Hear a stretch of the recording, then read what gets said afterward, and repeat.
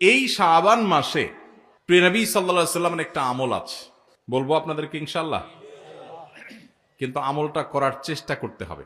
এই প্রমিস, এই ওয়াদা আমার সাথে আগে আসতে হবে। কারা কারা চেষ্টা করবেন বলেন, হাত তোলেন দেখি। আল্লাহ আমাদের সব ভাইকে আমলের তৌফিক দান করুন। আল্লাহ।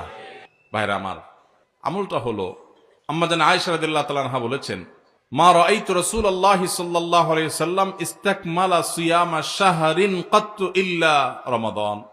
আমি নবীজিকে পুরো মাস, শুরু থেকে শেষ পর্যন্ত গোটা মাস রোজা রাখতে দেখেছি একবার, শুধু বছরে একবার, সেটা হলো রমজান মাসে। আর রমজানের পরে পুরো মাস না, তবে মাসের বেশিরভাগ দিন রোজা রেখেছেন তিনি, এটা দেখেছি শুধুমাত্র শাবান মাসে। কোন মাসে ভাই? শাবান মাস। আম্মা জান আয়েশা রাদিয়াল্লাহু তাআলা আরেকটি হাদিসে আছে, সেখানে তিনি বলেছেন, কানান নবী সাল্লাল্লাহু আলাইহি সাল্লাম ইয়াসুমু শাবানা ইল্লা কালিলা। নবীজি শাবানের পুরো মাস প্রায় রোজা রাখতেন, কয়েকটা দিন বাদে, শেষের কয়েকটা দিন বাদে প্রায় পুরো মাস রোজা রাখার চেষ্টা করতেন। নবীজি সাল্লাল্লাহু আলাইহি সাল্লামের অত্যন্ত আদরের একজন সাহাবী যায়েদ রাদিয়াল্লাহু তাআলা আনহু, তার ছেলে উসামা ইবনে যায়েদ, নবীজি সাল্লাল্লাহু আলাইহি সাল্লাম নাতির মতো আদর করতেন, স্নেহ দিতেন, ছোট মানুষ ছিলেন। উসামা ইবনে যায়েদ রাদিয়াল্লাহু তাআলা আনহু তিনি বলেন, আমি নবীজি সাল্লাল্লাহু আলাইহি সাল্লামকে জিজ্ঞাসা করলেন, হে আল্লাহর রাসূল, আপনাকে দেখি আপনি শাবানে যত রোজা রাখেন অন্য কোন মাসে এত রোজা রাখেন না, কারণটা কি? হেতু কি? এ মাসে এত বেশি রোজা রাখার কারণটা কি? রোজার মাস তো রমজান মাস, কিন্তু শাবানে আপনি বেশি বেশি রোজা কেন রাখেন? নবীজি সাল্লাল্লাহু আলাইহি সাল্লাম তখন উসামা ইবনে যায়েদ রাদিয়াল্লাহু তাআলাকে বলেছেন দুটি কারণ। কটি কারণ? মনোযোগ দিয়ে শুনতে হবে কিন্তু। এই হাদিসটাই আপনি বাসায় গিয়ে আপনার মায়ের সাথে, আপনার স্ত্রীর সাথে, আপনার বন্ধু বান্ধবের সাথে যেন শেয়ার করতে পারেন, সেভাবে মনোযোগ দিয়ে শুনবেন। ওয়াজ মাহফিলের কথা বেশিরভাগই হারায় যায়, হারায় গেলে চলবে না ভাই। আমি কষ্ট করে ঢাকা থেকে আসছি, আমার ভাইয়েরা কষ্ট করে আয়োজন করেছেন, আপনারাও কষ্ট করে আসছেন, সার্থক হতে হবে, এখান থেকে নিয়ে যেতে হবে। হাদিসটা ভালো করে মনে রাখবেন। নবীজি সাল্লাল্লাহু আলাইহি সাল্লাম শাবান মাসে বেশি বেশি রোজা রাখতেন দেখে তার আদরের সাহাবী, নাতির মতো স্নেহ করতেন যাকে, উসামা ইবনে যায়েদ রাদিয়াল্লাহু তাআলা আনহু, তিনি প্রশ্ন করেছেন কাকে?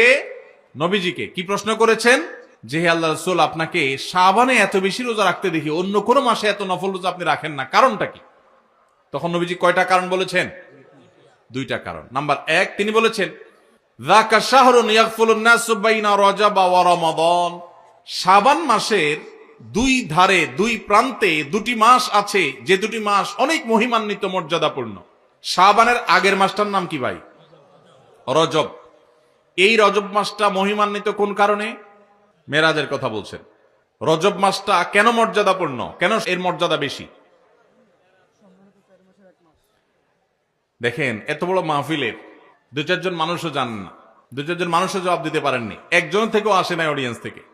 স্টেজ থেকে এক ভাই বলেছেন, দেখুন, রজব মাসের মর্যাদার কারণ হলো সম্মানিত চারটি মাস আছে। কোরআনে আল্লাহ তাআলা সূরা তাওবায় একাধিকবার এ সম্পর্কে আলোকপাত করেছেন।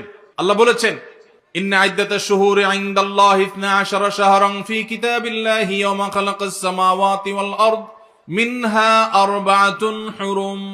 বছরে 12টি মাসের মধ্যে 4টি মাস আছে সম্মানিত, মর্যাদাপূর্ণ। আল্লাহ এগুলোকে সম্মান দিয়েছেন, বিশেষ মর্যাদার মাস।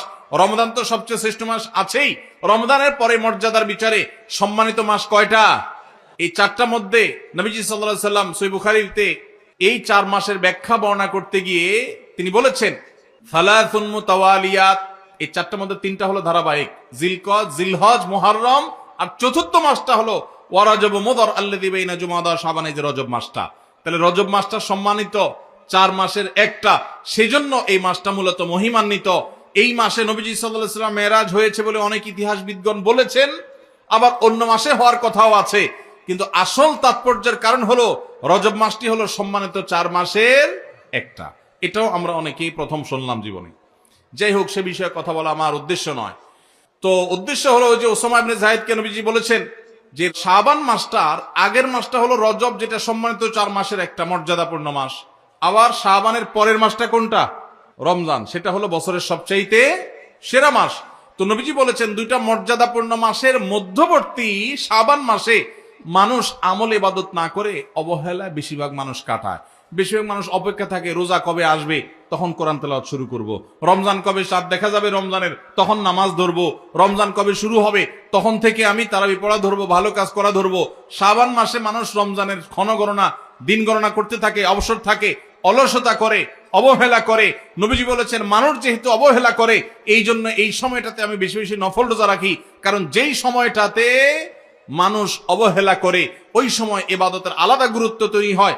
ভোর রাতের সময় সবাই ঘুমায় থাকে, এই জন্য তখন তাহাজ্জুদ পড়লে সওয়াব বেশি। হুজুরের সবাই সালাম দেয়, রিকশাওয়ালা বেচারারা কেউ সালাম দেয় না। আপনি যা রিকশাওয়ালাদেরকে আসসালামু আলাইকুম বললেন কেন? কারণ তারা অবহেলিত, তাদেরকে মানুষ সালাম দেয় না। তাহলে তাদেরকে সালাম দিলে, হুজুরের সালাম দিলে যে সওয়াব হতো তার চেয়ে সওয়াব বেশি হবে, কারণ অবহেলিত, এদেরকে কেউ সালাম দিচ্ছে না। একজন গরিব মানুষ, একজন অভাবী মানুষ, সিএনজি চালক, তার গাড়িতে উঠছেন। মুসলমান হলে তার আচরণ হবে উঠে বসেই আসসালামু আলাইকুম বলবে। চেষ্টা করা যাবে না ইনশাআল্লাহ। শাবান মাসে মানুষ অবহেলিত থাকে, সেজন্য এই মাসে আমলের গুরুত্ব বেশি।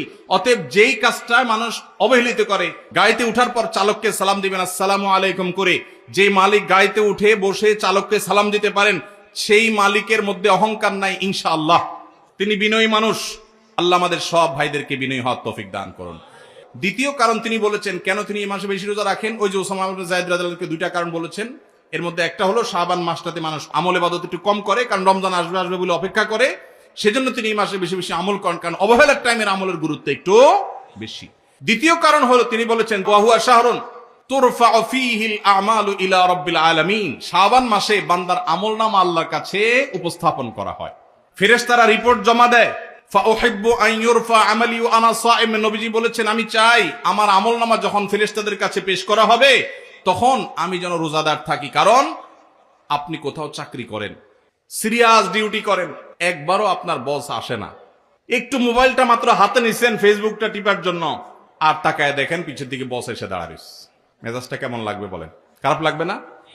আর আপনি অন্য সময় যাই করেন না করেন, খুব সিরিয়াস মুডে কাজ করতেছেন, পিছনে তাকায় দেখেন মালিক এসে দাঁড়াইস, কলেজেটা শান্তি হয়ে যাবে না? যাক মাশাআল্লাহ, এই বেচারা এসে আমরা যখন কাজে দেখবে বলবে বাবা খুব ভালো মানুষ, তো বেতন বাড়বে, তাই না? নবীজি সাল্লাল্লাহু আলাইহি সাল্লাম বলছেন যে আমি শাবান মাসে বেশি বেশি নফল রোজা এই জন্য রাখি, ফেরেশতারা আমার সারা বছরের আমলনামা আল্লাহর কাছে রিপোর্ট জমা দেন, সারা বছর কি করেছি না করেছি তার সব হিসাব জমা দেন। আল্লাহ যখন আমার হিসাবের প্রতি মনোনিবেশ করেন, ওই অবস্থা যদি আল্লাহ সুবহানাহু ওয়া তাআলা তিনি দেখতে পান যে তার বান্দা আমি রোজা আছি, তাহলে আল্লাহ একটু অনুগ্রহ করবেন। এই জন্য আমি এই মাসে রোজা রাখি।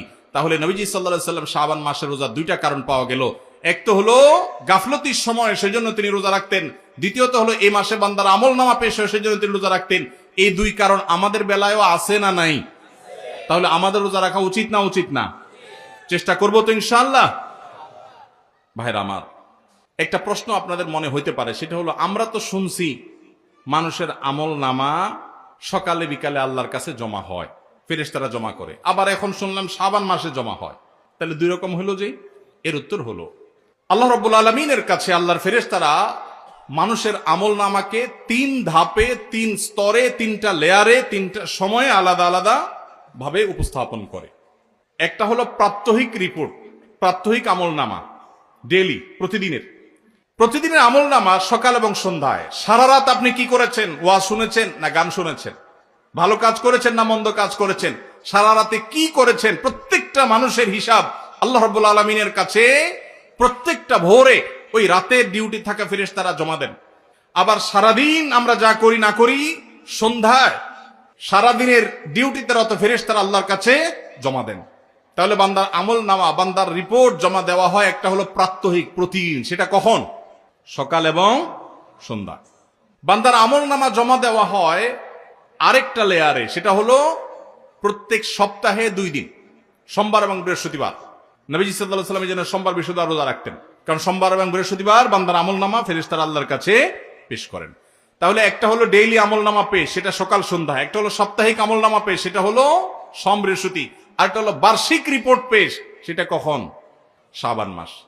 বিভিন্ন অফিসে যারা চাকরি করেন, মাসের হিসাব দেওয়া লাগে একরকম, ডেইলির হিসাব দেওয়া লাগে আরেক রকম, বার্ষিক রিপোর্ট দেওয়া লাগে আরেক রকম, আছে না নাই?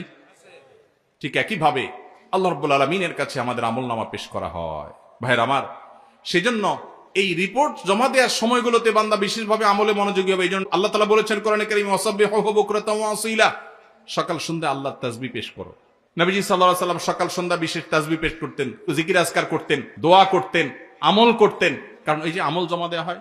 আবার সোমবার বৃহস্পতিবার রোজা রাখতেন, কারণ আমলনামা জমা দেওয়া হয়। আবার শাবান মাসে বেশি রোজা রাখতেন, কারণ আমলনামা জমা দেওয়া হয়। তাহলে আমল নামা জমা দেওয়ার 3টা লেয়ার আছে, মনে থাকবে তো ইনশাআল্লাহ ভাইরা আমার।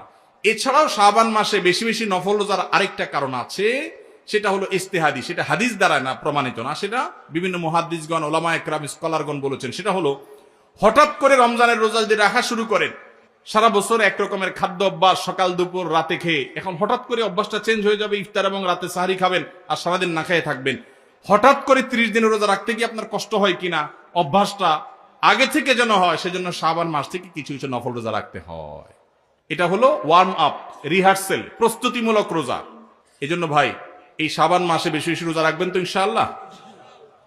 পুরো মাসের প্রথম 15 দিন 20 দিন রোজা রাখার তৌফিক যদি নাও হয়, অন্তত একটা রোজা হইলেও নবীজির সুন্নাত আমল করতে গিয়ে আমরা কারা কারা করবো একটু হাত তুলে দেখি। একটা হইলেও রাখবেন ইনশাআল্লাহ, নিয়ত করছেন তো ইনশাআল্লাহ।